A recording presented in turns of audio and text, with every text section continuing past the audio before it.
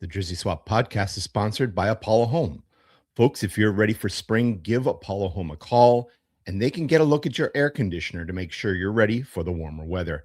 For a limited time, take advantage of Apollo's spring deal, a new AC unit for as low as $99 per month. Stay cold when it's hot, stay hot when it's cold with Apollo Home. Give them a call or visit them at apollohome.com. Hey, folks, welcome back to another edition of the Jersey Swap podcast. My name is Jeff Tebbetts, fresh off finishing another trip around the sun, turning the big 5-1 this week. Hooray, yippee-doo. This week, we get a much shorter trip, not all the way to the sun, but this one is a 5-hour journey to the Windy City. A few weeks ago, FCC and the CHGO Fire ended a barn burner at 3-3, and this time we head up to Soldier Field to face off once again. It feels kind of odd this year that our games against some of our bigger rivals are happening very quickly back to back.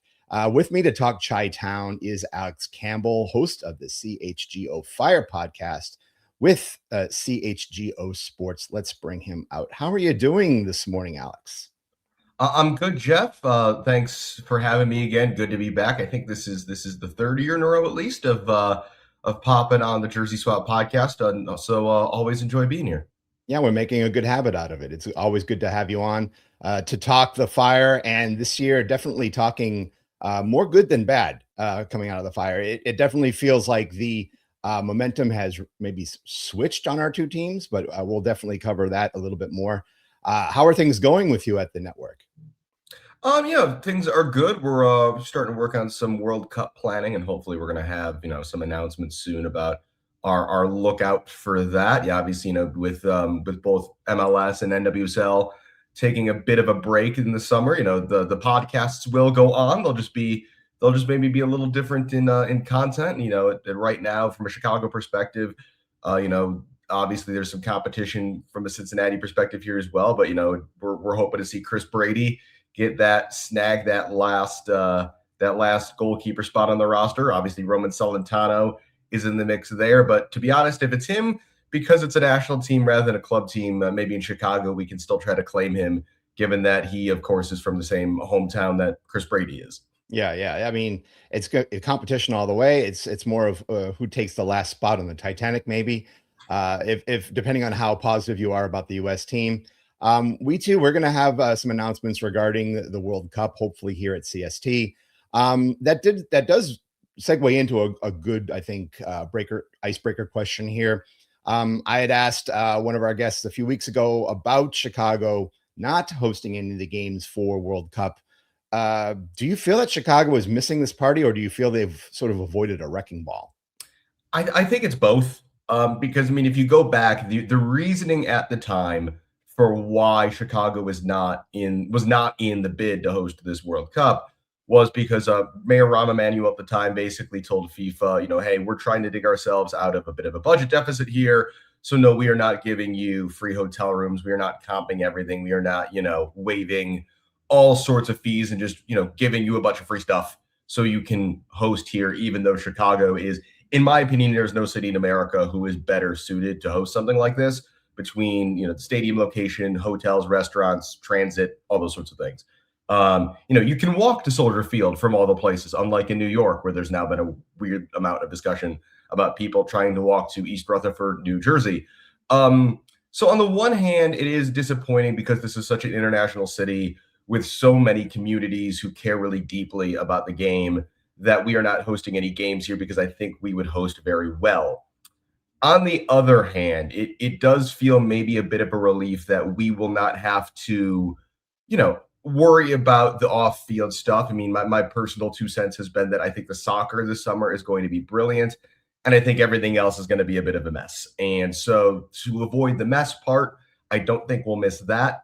And I also think it's maybe for the best that the various diaspora and international communities who live here in Chicago can more freely celebrate the beautiful game and their teams this season, and go out and attend gatherings and really be into the World Cup, and have the city kind of be a watch party of a town, rather than having to avoid various federal or security forces or anything else that, are going to be present in cities where games are being hosted. So it is disappointing. But I think overall, I think Chicago is going to be a great place to watch the World Cup this summer. Again, I think it's going to be the sort of thing where you're going to be able to, plop yourself down into, all sorts of different neighborhoods across the city.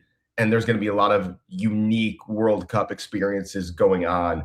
And what I'm going to try to do, I know, is try, experience a lot of that. And I think I'd encourage soccer fans in Chicago in general. Hey, you might have a favorite local bar that's going to be showing all the games and that's got some cool stuff going on. And that's awesome. Community's great, and it's great to be able to build community around something like the World Cup. But go check out some different places, and maybe this applies to a lot of cities. Go find, the people who are getting together to watch, I don't know, to watch Egypt or Senegal play, or to watch Ecuador play, or to watch, if you've got, large Asia diasporas in your area, to watch Japan or Korea play. Go partake in those other experiences, because again, one of the advantages of the 48 team World Cup is that it brings in people who don't often have the opportunity to celebrate their countries like this. And so, yeah, I think Chicago is going to be a great place to be for the World Cup this summer, even if we don't have any games. Yeah, they've already announced a few, I think, Summer of Soccer events sponsored by FCC here. But definitely go to your, go to your local watering hole, but by all means, spread the love around. A lot of the places that show soccer in general, they're struggling just as much as everybody else is in this economy. So go down, support them, use your checkbook if you have to. Let's look a little bit more, I think, towards club before we focus too much on country this year. Let's flash back to a few weeks ago. This big match I had mentioned, FCC hosting Chicago, looked like you guys had it 3-1 from a pair of really stunner Hugo Cuypers goals. I think a lot of us felt that the defense was holding together for FCC. I mean, it was just these two wonder goals from Cuypers that really gave you guys the lead, and then things whittled away. It turned out to be that final 3-3, thanks to that own goal there at the end of the game. What was, I guess, maybe I can ask this in two parts. What was sort of the mentality going into this match and then coming out of this match?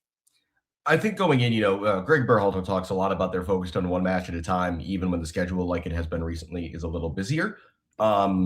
No, I think the mentality going into this match was, hey, this is a Cincinnati team that is still figuring out what's going on. Maybe this is a good time to play them before, because the expectation is just with the talent on this roster, they're going to get it figured out to some degree. Maybe they're not going to be the team they wished they were going to be. Maybe they're not going to be a top 3, top 4 in the East team this season, but they're still going to be really talented and a tough out in any game. Maybe it's good to play them before they are in that final form. And so, I think when you look at this game and you also look at the lineup, no Kevin Denke in this game, though I guess, the way these things go, a Tom Barlow goal was maybe inevitable, because that's just how these things work. No, I think going into this game, the view was this is an opportunity for a Fire team that was excellent on the road last season to tap into that same energy and try to go get 3 points away from home. Yeah. And then, up to that point, you guys have been very solid. I believe 4 clean sheets up until that point, and you tacked on a 5th one after this match. But really, what can we attribute to maybe going down the stretch, giving up those 2 goals pretty rapidly?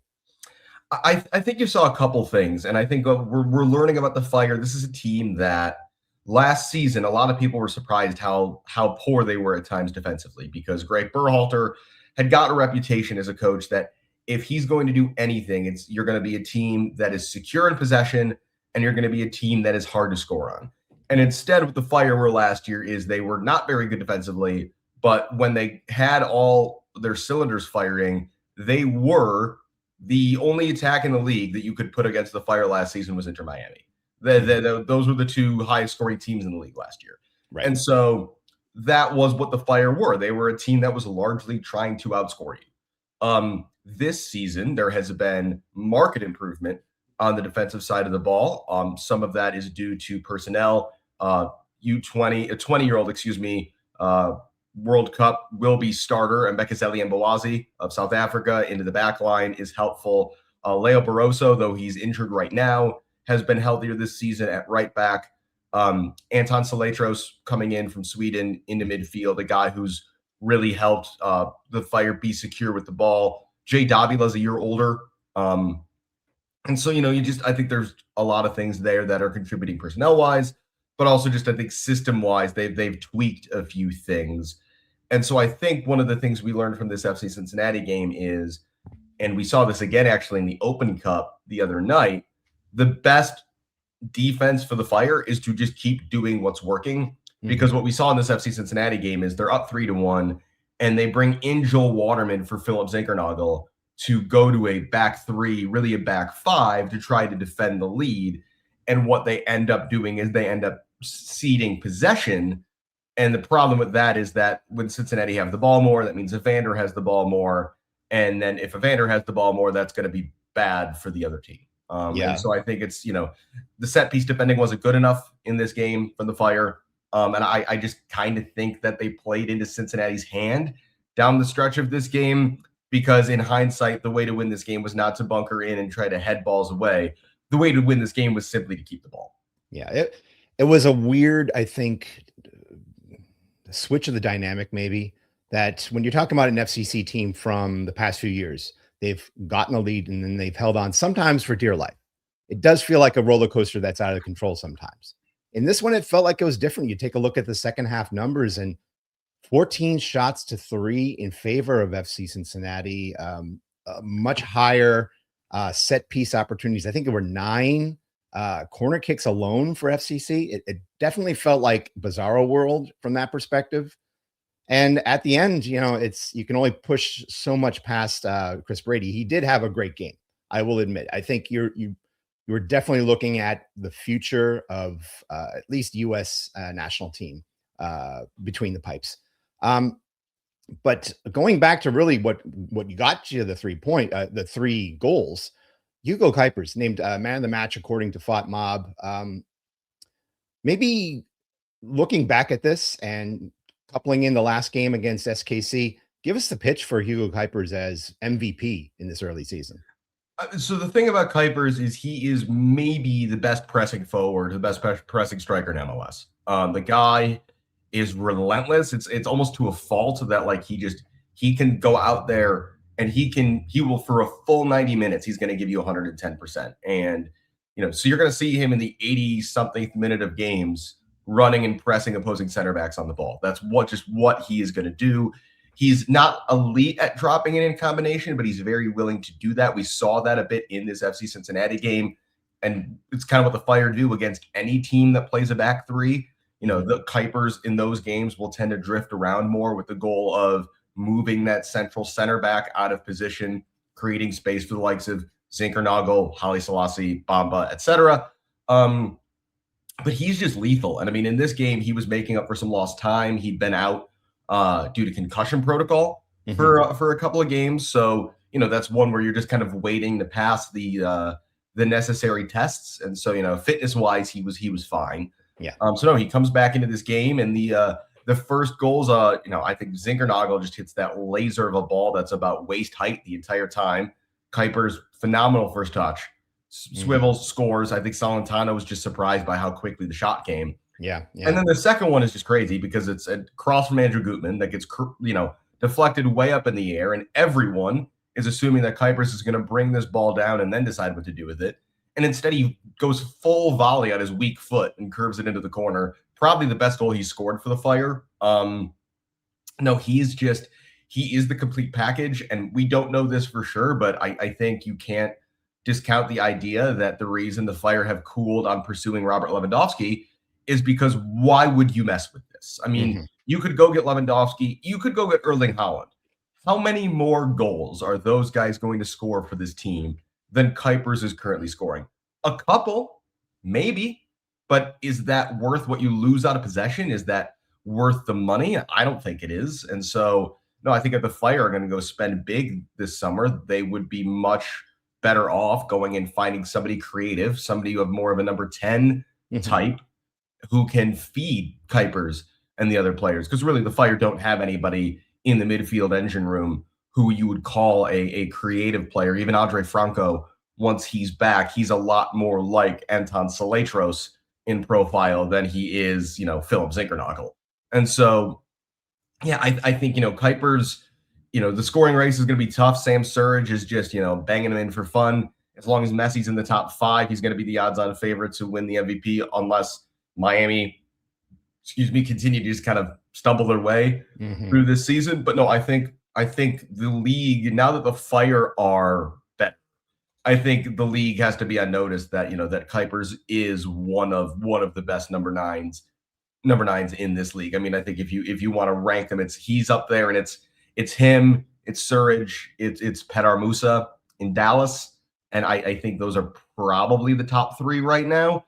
And there's no reason that by the end of the season, Cuypers can't be regarded as the best of that bunch. I would flip this a little bit in the sense that I think if you are meant to be a Golden Boot or an MVP candidate, let's say MVP candidate, that you have to be the MVP on your own team. And you can make an argument that Cuypers might not even be the MVP on this fabulous Fire offense.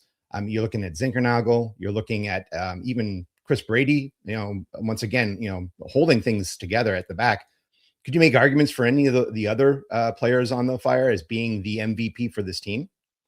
I think this season so far it's Cuypers. Zinkernagel got off to a bit of a slow start. That's picking up, though. His goal contributions in the last month or so have kind of gotten back on track. So he's where you'd expect him to be. Brady has been really good. I mean, I think he could have done better on the Barlow goal in the FCC game. That one just kind of gets through him from a tough angle, but he has been excellent. He's one of the best goalkeepers in the league this season, if you look at kind of the underlying numbers. And part of it's, yes, the defense in front of him has gotten better, but on the show a few weeks ago, I was comparing his stats from last season to this year, and it's a noticeable jump. It appears he is taking a bit of a leap this season. He's always been a very good shot stopper. He continues to be more comfortable with his feet. I think this is a Fire team that, again, Cuypers is the MVP, but I think there's a lot of guys who are kind of unsung heroes. I mean, Andrew Gutman, I think I had a lot of people here in Chicago. I think if you just simply flipped him and Max Arfsten's fortunes, no one would blink twice if Andrew Gutman was the one getting the reps on the U.S. national team. And frankly, he's a better out-and-out defender than Arfsten is by leaps and bounds. And so I think in another timeline, if he was healthier, I don't know, 2 years ago, I guess, because he was an Iron Man basically out last season. I think if you look at the way Andrew Gutman is playing this season for the Fire, I think you can make an argument he's one of the best left backs in the league. Sanabria, the new signing out in Salt Lake, has really been excellent. Maybe is a bit more of that Arfsten mold of a guy who's more of an attacker than he is a defender. And boys, that RSL team, a whole bunch of fun. But I think, Gutman's a really unsung guy. Maran Haile Selassie, who's playing a lot of minutes recently due to the absence of Joe Bamba, though we do expect Bamba to be in the squad this weekend against Cincinnati. Haile Selassie is, again, an unsung hero, a really talented player, a guy who I think starts for the majority of teams in this league. But, just it's tough to get in this Fire team into that front line. So, yeah, I think to kind of go back to your original question, Cuypers is the MVP, but the Fire's word of the year so far has been depth, and that they are a deeper team this year than they have been, and that's the best explanation for their improved fortunes. And, again, they're looking to get Andre Franco back healthy this summer. I assume they will keep trying to find a global superstar to take a large Brinks truck of money from Joe Mansueto, because they do keep doing that. I think this is a team that, especially given that they're out of the Open Cup, which I think should have probably been the priority this season to go out and win that trophy, because it means a lot in the history of the club. Now that that's off the table, and I can't imagine anybody is going to take Leagues Cup as an entity all that seriously, though Gregg Berhalter against teams from Mexico, he's going to want to win those games. No, this is a Fire team that's going to come out of the World Cup break, reloaded, fresh, and having their eyes on the postseason. Yeah. I mean, you're bringing up the deep bench presence that you guys have. Just really quickly, that 5-0 victory over Sporting Kansas City, and really who this year isn't going to get a 5-0 victory over that team. You had Robin Lode coming off the bench, Orgel, Jason Shukaluk, who I think is going to be a revelation at giving him more time. Even the likes of Mauricio Pineda getting a curtain call out there. Is there really anything to talk about when it comes to this win over SKC? Any emphasis? I don't think particularly. I think the thing that showed was, I mean, that was a 0-0 game at halftime. That first half was terrible. I mean, not that like the Fire were bad by any means, but SKC did a good job. I mean, their lines from their defensive line to their forward line out of possession was like only 15 yards maybe in depth. I mean, it was really well drilled. It was really just a really tight shape against the ball. And then, the dam just breaks in the second half when the Fire get a penalty. John Pulskamp saves the penalty from Cuypers, and then just Zinkernagel and also just a tumble of bodies force it over the line. And once it was won, the game was over, because then SKC had to actually attempt to play soccer. SKC is not very good at playing soccer, and so then the Fire just kind of cut them to pieces after that. So no, I think the lesson of that game was that patience pays off against teams like that, and which is, I think, partly why the Open Cup loss on Wednesday was so surprising, because that game was basically identical. It was 0-0 at halftime. The Fire had dominated possession. St. Louis had absolutely nothing. The Fire had hit the post twice. It was like, okay, this is the same thing again. Just wait and wait and wait, and eventually the goal's going to come. And it did. And they took a 1-0 lead through Anton Zaletros, of all people, getting a header right on the doorstep. And then within 15 minutes, St. Louis had the lead. I think that's partly personnel, because the Fire had rotated a bit in that game. I think it's partly on, Gregg Berhalter not managing his substitutes great. For those who weren't watching, basically it was 0-0. Berhalter had a couple of subs ready to come in the game. The Fire scored, and rather than sitting those guys down and taking 5 minutes to rethink the strategy, he made the subs anyway, which were clearly more targeted to go get a goal than they were to hold a lead. And that proved to be a problem. The Fire didn't defend well. There's also, I think you have to throw this caveat out there. They ended up having to play Victor Radijevich, the backup left back, young kid. They had to play him at right back on his unnatural side on a yellow card, which they brought Andrew Gutman into this game as a sub. Personally, if I had to put a left back on the wrong side, I'd go with the veteran coming in fresh rather than the kid on a yellow. St. Louis knew that too, because they kind of ate him up over the next 10 or 20 minutes. So again, I think it's one of those that I'm surprised the Fire, in hindsight, did not pre-rotate more against SKC and really try to go out and blitz St. Louis on Wednesday and prioritize the Open Cup. Because I think this team wants silverware. They want a proof of concept on this project. And, on a real soccer level, if they are a top 4 seed in the East this year and have home field advantage in the playoffs, that is something. That is a proof of concept. But, you can't hold that up as a trophy. You're not going to raise the banner third place in the Eastern Conference and got to host a home playoff game. That's not going in the rafters at the new stadium in a couple of years. And so I think it's going to be interesting to see what the response is. And, is FC Cincinnati going to, unfortunately, just be the team who walks into the Fire being real angry on Saturday and looking to, really exercise whatever demons Wednesday night generated? Or is FCC coming in at the right time, because this is a Fire team who has stumbled a little bit in this one game? But, this is a trip after they were just kind of cruising for the last, month or two. And so, yeah, I think the response from the Fire in the first half of Saturday's game is going to be really telling. The podcast is also sponsored by Beyond Exercise. Beyond Exercise is a Cincinnati physical therapy and fitness business that helps people of all ages stay active and fit. They also work with local MLS and MLS Next Pro athletes, and they're the official physical therapy provider of the Manu Ledesma Academy UPSL team. See how they can elevate your health and fitness at gobeyondexercise.com. Let's bring up what the lineup looked like against FCC, and sort of see. I know that you mentioned Joe Bamba is going to make his return, so you're probably not going to see Robin Lod there. He's going to be probably back into his super sub position unless Haile Selassie opts for that. How do you see this lineup looking on Saturday? I mean, if I had to bet, I think this is the 11. I think we're going to see this same group because again, Bamba, he's been in France for personal reasons. We've kind of the sentiment has been we hope that is for happy news, not for sad news. But again, whether he wants to share with us what's been going on, that's going to be up to him. But he's back in training. He was back in training the day of the St. Louis game, but just that was going to be too soon. So he will. I don't think he starts Saturday, but I think he'll be in the squad. Leo Barroso, is still working his way back from an injury, and so I think we'll see Jonathan Dean, especially given that Dylan Borso got the start at right back and Dean got the night off essentially on Wednesday. I think he'll be back in there. No reason it would not be Elliot Mbawazi Gutman. And then, especially based on the way Open Cup went, Davila did not play at all. Saletros got subbed off. Law did not start that game.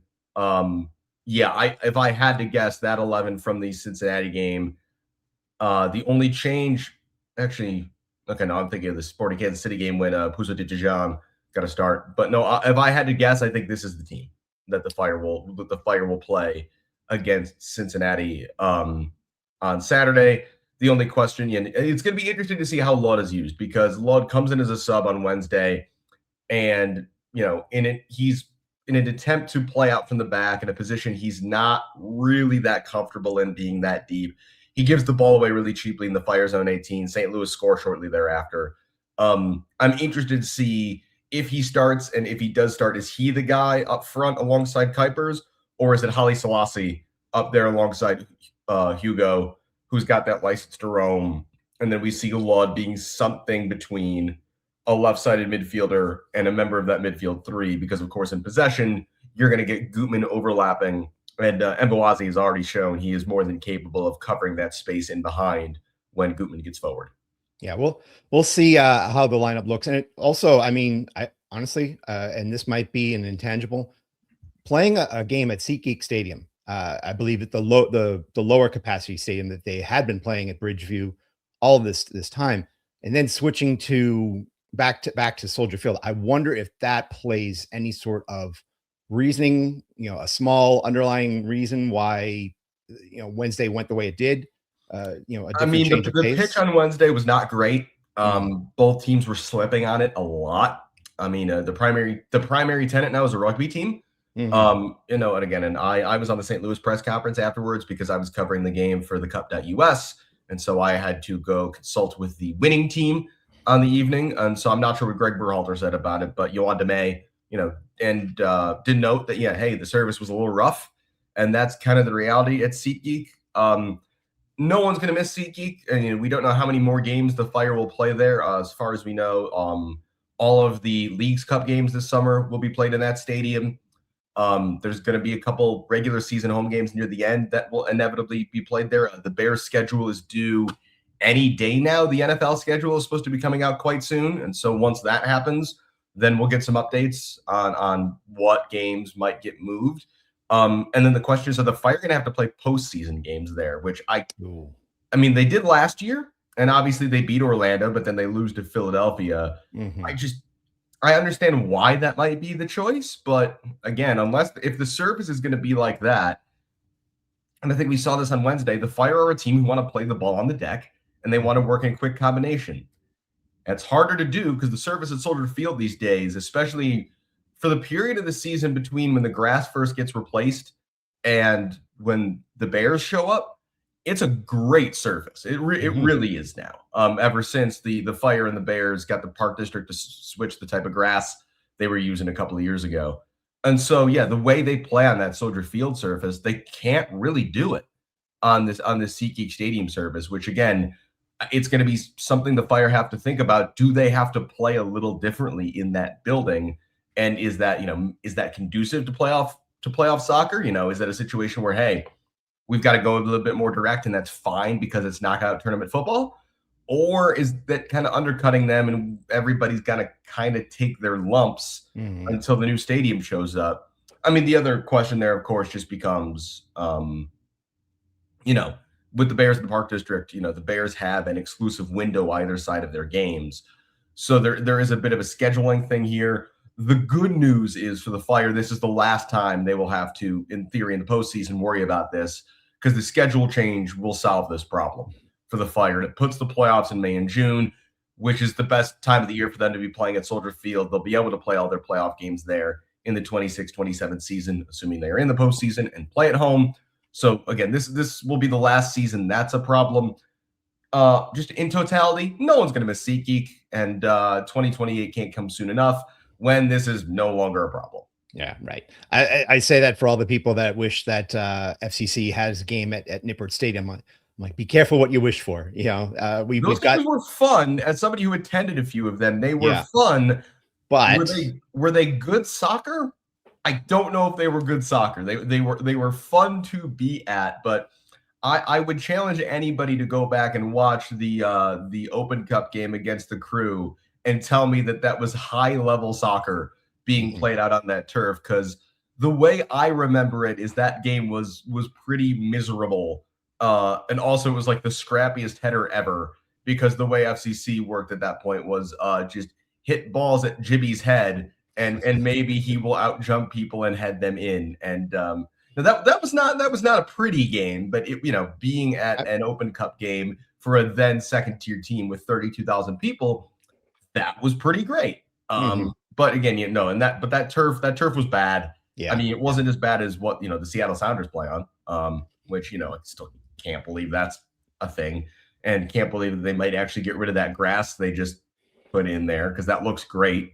It's kind of this is the kind of thing. It's like, I mean, again, this is a very small complaint, but it's Seattle, New England at this point that, are just, surfaces that aren't really conducive to good soccer. And, Seattle, I trust more to get it right at some point than New England. Just because, at least Seattle has a really nice atmosphere at Lumen, and they get a lot of people out there. Gillette Stadium's the worst stadium situation in the league, and I don't think it's close. It's not close, no.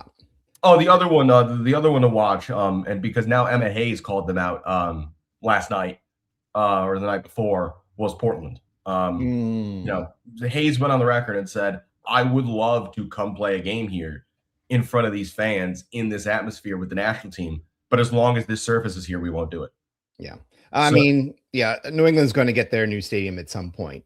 And that will solve a lot of, we've been saying that for 15 years. As a former Rebs fan, I've been saying that for 10 years before I came to FCC. Well, I will say this. They don't have the worst stadium situation in the league. We're about to lose the worst stadium situation in the league because NYCFC is moving out of Yankee Stadium. Yeah. So that will make New England the worst. They are not currently the worst because that situation still exists.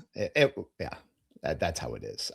Looking at sort of this game coming up here, just from FCC's point of view, Matt Miazga and Nick Hagland should be back in the lineup. Don't know if it's the starting lineup or not. We'll see. Miles Robinson, Alvis Powell, Obi Nwobodo still trying to get their way back into full function, and Teenage Hadebe is out for at least a few weeks. We are definitely threadbare, but we've seen in the last game that even those threads have been able to stay together if we face the right team. It might be a little bit more difficult this time around, considering Chicago's offensive prowess. Really looking at this game, I won't ask you for a prediction, but who needs to be an X factor on both sides of the ball to force a win out of this matchup? I mean, you mentioned that, the Cincinnati defense might be a little on the thin side. And so obviously, I don't think that puts additional pressure on the Fire's attack. I think that simply means the expectation is, the Fire scored 3 goals last time these teams played. I think that's going to be a pretty fair expectation that the Fire should get 2 or 3 in this game, which on the other side, it's going to be the defense. The defense has to be disciplined. We saw Mbawazi have maybe his most rookie moment of the season so far in that FC Cincinnati game, where Valenzuela gets behind, he pulls him down, just kind of needlessly.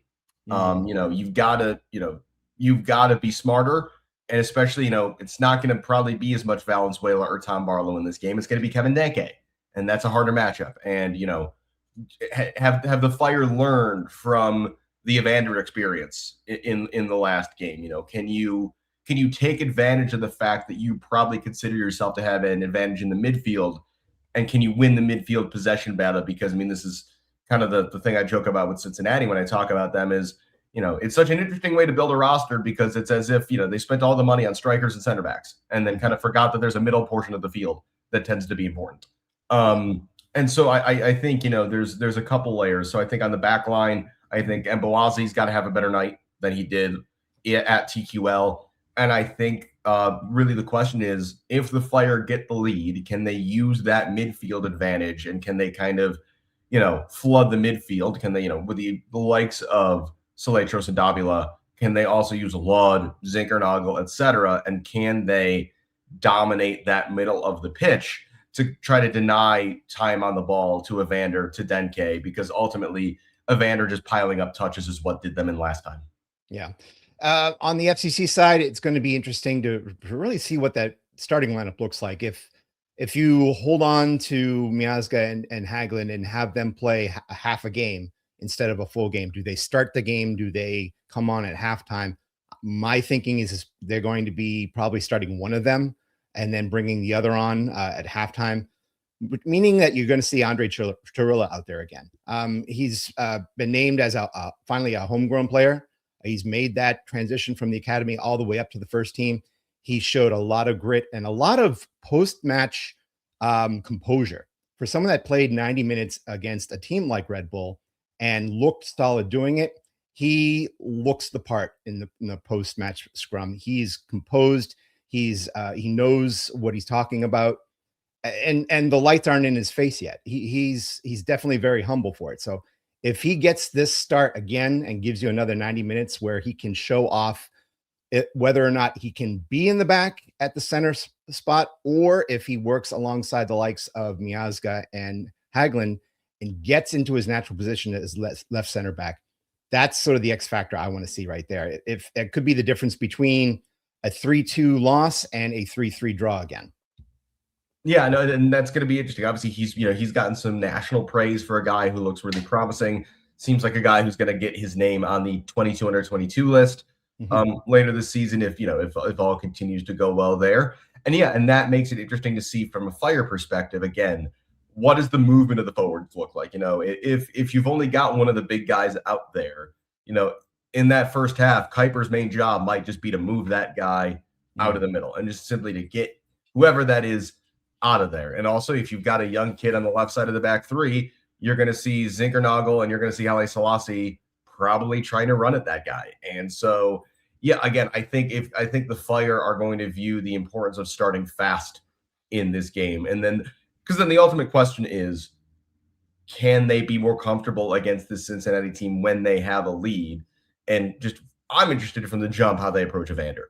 Is this a game where you might do something a little bit differently and you might man mark him? Like, is this the sort of game where you start, like, say, Mauricio Pineda, and you put Pineda out there and you tell Pineda that his job is to just, man mark Evander as much as he can, delay getting the eventual yellow card as long as you can, and then we'll pull you out of the game kind of once that happens? Like, can you give us 60 minutes of just take him out of the game and the rest of us will try to get a multi-goal lead so that, hopefully we can then hopefully hold? I think it's going to be really fascinating because obviously FC Cincinnati had all the success in the world getting Evander in the spots they wanted him into. So, I mean, it's a boring answer, but from my perspective, I think it's from FC Cincinnati. The question is, can you get Evander into the same spots you got him against the Fire last time? Because if you can, you're going to get opportunities. Yeah. And if you can rattle him with the likes of a Pineda, where for 60 minutes, he just is not, he's in his own head. He cannot escape his thoughts. Then I think that's a good approach. If you can extend that to 75 minutes, I think it gets you a win. But if that window in the second half widens where Evander gets more confidence, especially now that he is on the same wavelength with Kevin Denke, then I think you're going to see a very high scoring game. My prediction, I think you're going to see another draw. Maybe not the 3-3 draw we saw before, maybe more of a 2-2, but I also see it being, goals are definitely going to go in this game. I think so. And, hey, from a Fire perspective, when we think back to this fixture last year, Cincinnati at Chicago, the floor for this to be better is really low, given that, as you might recall, the referee directly, I believe, he assisted one FC Cincinnati goal by tackling Mauricio Pineda right. in the buildup and giving Cincinnati a 2-on-1 with Evander and Denke going the other way. And then I'm trying to remember, that was one goal. And then the other, I forget what happened, but the referee had 2 assists on the night for FC Cincinnati. And it was one of the more comical performances I think I've ever witnessed. So I think from a Chicago perspective, as long as they are not playing against 12 like they were in many ways last year in this game, then I think that's at least an improvement. I will say there's no proof that I was in Chicago wearing a ref's jersey. There's no proof to that. I was not involved. You can't put me at the scene of the crime there. Yeah, and it was one of somebody who spends his weekend sometimes reffing kids. It is one of those funny things to stare at that scenario. And God, the amount of times I had to slowly explain, no, it's the right thing to do because the ref is technically part of the field. So technically, in the 10,000-foot view, Mauricio Pineda might as well have just tripped on the grass. Yes, it is the referee's responsibility to, not be playing rugby with the other team during the game. And if he does, technically there's nothing you can do about it, which, hopefully all we're talking about after this game, no matter who wins or if it's a draw, hopefully all we're talking about is the performance of the players in terms of how the goals were scored rather than the referee. There's so much tongue in cheek in that discussion. We'll move on from there. We'll close our podcast right now. It was a great 40+ minutes that we've been able to talk with you, Alex. The floor is yours. Let us know what you're working on and where we can find you. Yeah, so I'm at Campbell Sports on the social media platform of your choice. Twitter, Blue Sky, Instagram, TikTok, etc. You can find me, same handle, all those places. CHGO Fire, you can find on your podcast platform of choice, along with our sister podcast, CHGO Stars, covering what is, albeit a much less fun team at the moment with the strange season the Chicago Stars are having. So you can find both those podcasts wherever you get those shows. CHGO Fire basically is every other Tuesday afternoon live on the CHGO Sports YouTube page. Still got to figure out what our show schedule looks like for May. And again, if you're interested in World Cup content, we're working on some stuff. So keep an eye out for us announcing, coverage of that. That's, obviously it's going to be based in Chicago, but we're going to be, kind of doing it at a national level, for the All City network of podcast cities. And so, it's going to be a national thing. And, once that comes around and we can talk a bit more about what that looks like, really love anybody and everyone's support listening in. And, as we kind of pivot this thing from talking about the Fire to talking about the U.S. men's national team. And we'll definitely open up our airwaves for the same thing. Like I said, we have plans in our future. It's not too far away. It's only a month and a half or so. Yeah, we're already in May.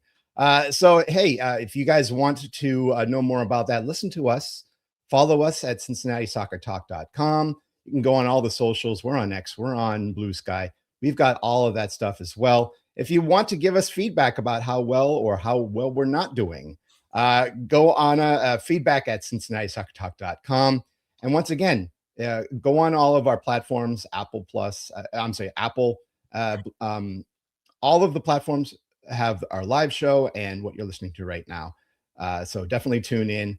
On behalf of myself, on behalf of Alex, on behalf of CST, on behalf of everybody that's making soccer what it is in the United States and Canada and Mexico, thank you very much. And keep your kit clean. Thank you very much for your time, Alex. Absolutely, Jeff. Always a pleasure.